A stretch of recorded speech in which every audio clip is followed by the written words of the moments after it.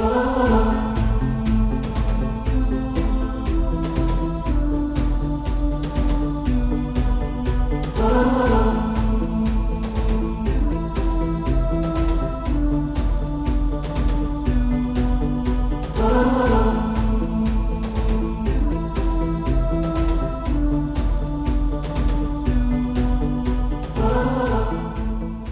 is globalization?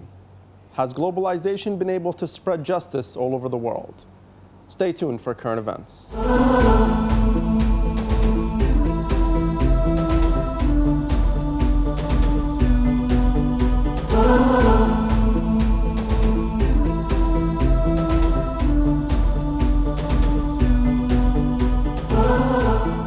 Globalization is a known event among all scholars and academics. Some have argued that globalization is a process that goes on its own, such as a ball that slides down the slope or a seed that is planted, and if it is ready, begins to grow and develop also on its own.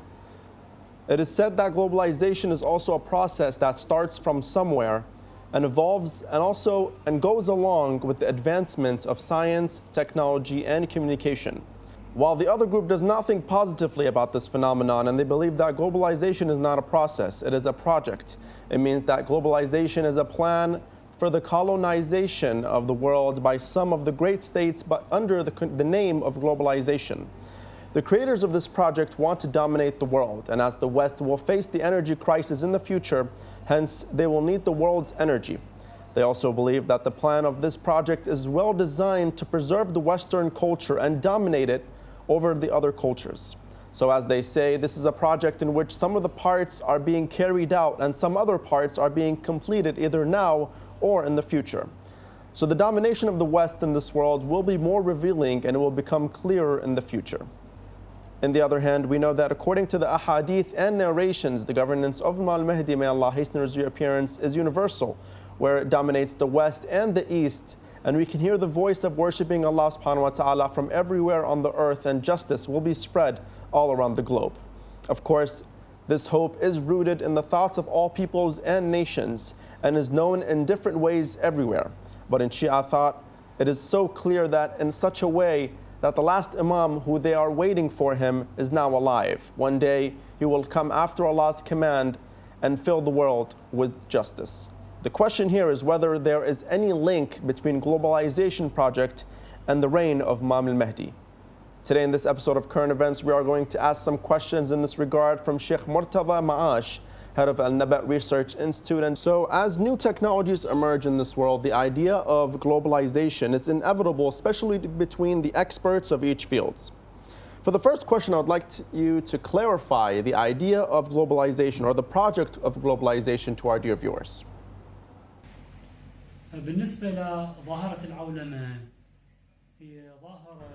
Globalization began after the end of the Cold War between Western countries who were ruled by the capitalist policies and the countries of the East, or in other words, the Soviet Union, were ruled by the communist policies. It can also be said that the advancement of technology in the world, such as the internet and mass communication networks and satellites, has raised this thought in the minds of all scholars that the world has become just like a small village. Hence, scholars claim the emergence of globalization, which was based on liberal and capitalist thinking, and also considered that with the advent of globalization, the dream of all philosophers and scientists is being achieved. Because due to the technological and scientific advances and achievements that the West has achieved today, it's much easier and faster to link human beings than ever before. So the point where every news and incident that happens on the side of the earth immediately is transmitted to the other side and can be heard and seen at the same time.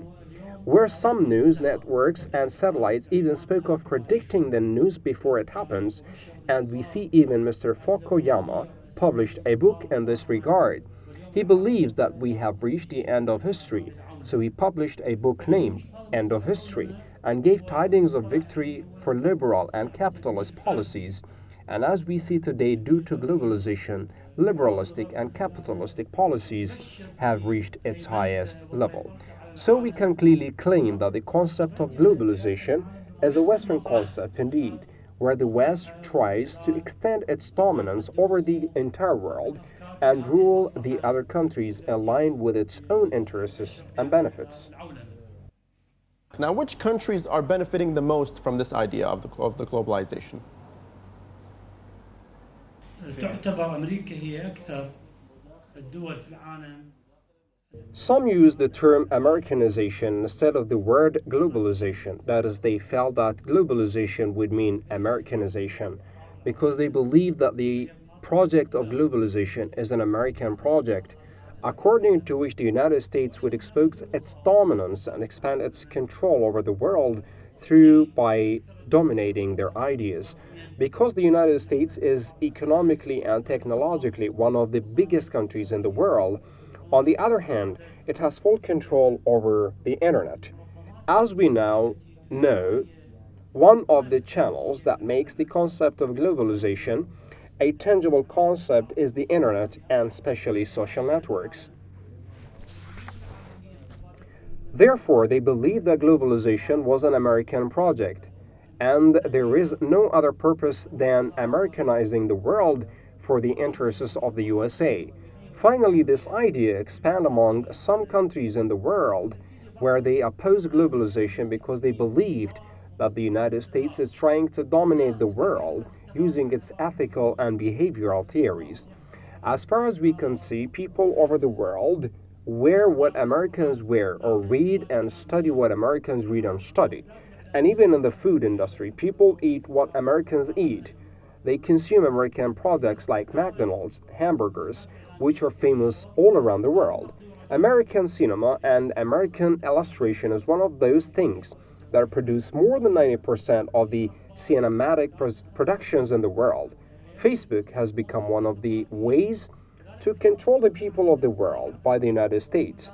WhatsApp and Twitter and Google and Microsoft, all of these represent American values. That is why many believe that the project of globalization is an American project to protect American economic, political, and cultural values and interests. Therefore, the US is one of the most important countries in the globalization project, whether economically or politically or culturally. So back to your question, if we resemble the globalization project to a train, America is the country that drives this train. Of course, there are other countries that have benefited from the globalization project. For example, European countries and China are amongst the countries that have benefited the most from the globalization because it has opened boundaries to the world markets, and other countries became markets for buying Chinese products. Also, Germany has benefited from this project a lot. Even governmental agencies, which are members in the International Monetary Fund, have benefited a lot from the globalization project, as well as world banks by becoming increasingly globalized, because they became able to expand their branches and financial and economic programs to many countries in the world. As a result, it can be said that some countries and institutions have benefited a lot from this issue, whereas some other countries have benefited less. In the case of people, we can also say that some people were able to benefit from globalization because they became familiar with the new thoughts and ideas. And news agencies have benefited a lot from globalization because they were able to break the issue of hoarding or hoarding the news by big news companies, and all can now establish a news and cultural station regarding their stability. People can have a satellite for themselves or start their own internet page and publish the news around the world. Of course, it should not be forgotten that authoritarian organizations were able to take advantage of many issues of globalization and expand their authoritarian ideologies in the world, causing much trouble and riots in the world. For example, today we can see that many tyrannical countries now have full domination over the internet and prevent people from having full access to the internet. And we notice that they didn't or don't restrict people's freedom and access of immoral resources and sexual videos, but they limit the people's freedom to achieve issues that express the opinions, thoughts, rights, and ideas of the people. Autocratic countries have increasingly benefited from globalization, and its facilities because they have wealth and power. Hence, although many have achieved or benefited from this globalization train, but those who have been harmed in this regard are much more than the benefited ones. What are the reasons for the advancement and growth of these countries? Are the reasons based on humanity and the purpose of the creation of humankind? المشكلة الأساسية التي موجودة في قضية العولمة. The fundamental problem that arises in the discussion of globalization is that the basis of the problem is the capitalist thinking. This thinking concentrates only on the pure benefit, no matter how it is gained or how valuable it is. While the capitalist thinking is not a human-centered thinking or ideology, but is profit and benefit-centered. Therefore, we see that the capitalist thinking tries to benefit from every single thing, such as profiting from selling arms or drug sales, money laundering, abusing others, speculation, gambling, sexual affairs, and alcoholic beverages. All of these show that capitalism concentrates only on profit and interest rather than other moral aspects, even if its profits lead to human slaughter or enslavement.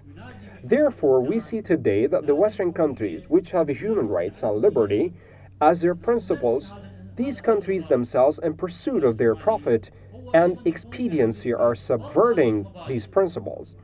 And this is only because of their point of view and ideology of capitalism, which says profit is superior to values. That is why the project of globalization is said to be a capitalist project. A project is based on profit, not on the basis of human principles. This project does not seek to achieve human goals. Here, I can give you a very simple example regarding globalization, which shows this project is a beneficial project without considering the human needs as its basic ideology. For example, in the case of migration of people to Europe, many people today have abandoned their countries due to fear of terrorism and killing and have become refugees in Western countries. The problem here is how the assassinations and murder began in the country. Western countries have waged their wars in these Middle Eastern countries, and each Western country tries to have a share in the region of these countries. Hence, they are selling weapons to these Middle Eastern countries in order to start the flames of wars and to gain more profit from this war. But when the people of these countries become refugees due to these wars and killings, they face walls and obstacles in their way set by those Western countries. Western countries prevented immigrants from entering their countries and oppressed them and behaved with this migration as a threat to Europe and a threat to the Western world. Today, we see that Mr. Trump is trying to build a wall between Mexico and the United States. European countries started to expand immigrants from their countries due to political and human issues. Right now, if one goes and sees, will find that many immigrants are living in garbage places and in very hard conditions. They die because of cold and malnutrition and heart diseases, which they get infected with during the migration process. This is the Western image of capitalism, which deals with the others in a biased way. For example, in the United States, it's prevented for Muslims to travel freely on the pretext that they are Muslims and they may be terrorists, while no traveling limitation is applied for the followers of other religions. And we see that the US prevents Muslims from entering its borders when they themselves cannot deny that people of those banned countries did not carry out any terrorist operations inside the United States. The Western fanaticism is exactly a conflict with the human principles that even those Western countries claim it in international organizations, such as the United Nations, and this is a very big contradiction, which is seen in globalization. So as we see in those Western countries that are ruled by capitalism, and as it is clear they are not based on human principles, so if you can kindly name the governments throughout history which actually applied the teachings of God on earth. الدين الإسلامي ينطلق من الرحمة والإنسان. The religion of Islam is based on mercy and humanity, where God says in the Holy Quran, Bismillah ar-Rahman ar-Rahim, the only reason we sent you as a messenger was to be a mercy for all the creatures in both worlds. The religion of Islam is based on mercy and humanity, and this was implemented by the Prophet, peace and blessings be upon him, and his family, and the commander of the faithful Ali bin Abi Talib, peace and blessings be upon him, during his rule. The policy which is based on the human principles and that which God says, Bismillah ar-Rahman ar-Rahim, O mankind, indeed we have created you from male and female, and made you nations and tribes that you may know one another. Indeed, the most noble of you in the sight of Allah is the most righteous of you. This verse represents the foundation of creation and humanity, which is expressed by the religion of Islam and the Holy Prophet, peace be upon him, and his family. Human-based policies are politics without any racial or tribal discrimination. All humans are the same as the comb blades. This policy is based on tolerance and forgiveness, and the opportunity for all human beings, and justice and affection and kindness among all human beings. Therefore, we see that the Holy Prophet, peace and blessings be upon him, and his family, was the first man who published the first human rights document when he changed the name of Yathrib to Medina, and this document is known as Medina Covenant. This document is a civilized document that emphasizes peaceful coexistence and peace between religions and other peoples, and claims that the society must be based on humanity. We see that the life of the Holy Prophet, peace and blessings be upon him, and his family, and his rule were based on peace and non-violence, as well as the policy of forgiveness and pardon, where the Holy Quran says, "All you who have believed, enter into peace completely." For instance, when the Holy Prophet, peace and blessings be upon him, and his family, won against his enemies in Mecca, he said to them that you are released. And the Holy Quran says, when the victory of Allah has come and the conquest, and you see the people entering into the religion of Allah in multitudes.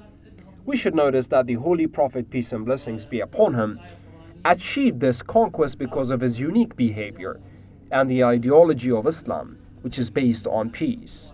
We also witnessed the rule of Imam Ali, the commander of the faithful, peace and blessings be upon him, that was based on humanity and peace. The commander of the faithful, Ali, peace be upon him, destroyed all the bias of racism and ruled with equality and justice. He never preferred Arab over the non-Arab people, or white over black people, but he always ruled with justice and equality. And this is the behavior that reflects the principle of Islam and the rule of Islam and the manner and behavior of the Ahlul Bayt, peace and blessings be upon them. A policy based on human dignity and freedom. And these are two very valuable examples that can be pointed out, while there are lots of examples within the rule of the commander of the faithful and the Holy Prophet which can be researched and talked about.